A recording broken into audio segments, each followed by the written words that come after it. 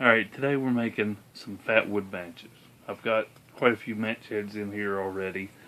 We're going to go, what I've been doing is just taking a knife and carefully going around and cutting all the match head, I guess it'd be phosphorus, off of the match sticks. You can crush it off, but I find that kind of embeds the match head into the stick more than anything. So I like doing it this way. You can get a few little flakes off of the matchsticks into your batch, but that's just fine because you know, matchsticks are made of wood; they'll burn just as well as anything else.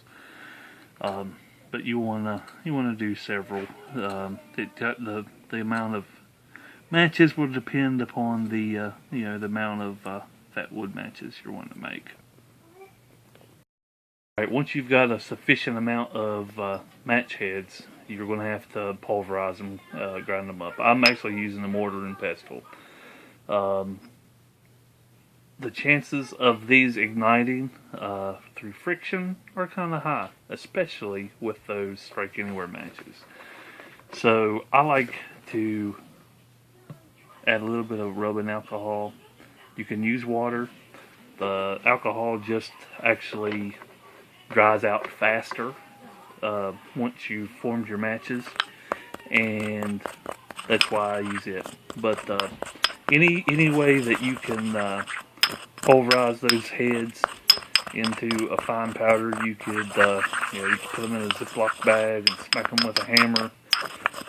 Yeah, there's several ways, and I won't bore you with the whole video of this, but all I'm going to do is crush these up into a fine paste, basically.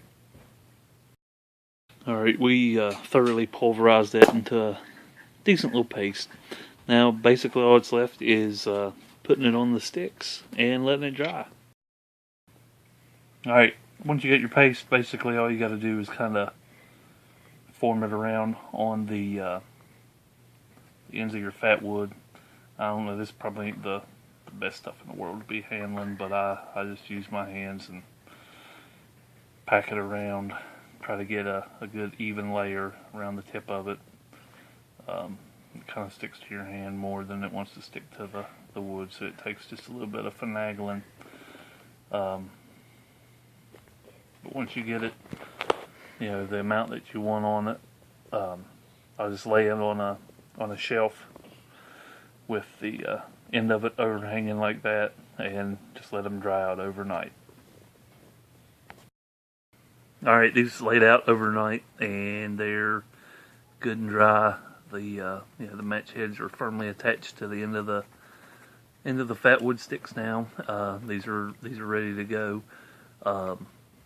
Unfortunately, even though I use strike anywhere matches, these aren't strike anywhere. You'll have to either use a striker on the matchbox, or you can actually use a flint and steel, you know, let it catch a spark. Yeah, there's all kinds of different ways. But anyways, we're just going to do a little one because I'm still inside the house, just to show you how these work. And so you've got the ignition, and then you've got the fatwood burning. You know, we all know what the benefits of fatwood. It you know, burns longer than regular wood. Helps you get wet wood going and everything else.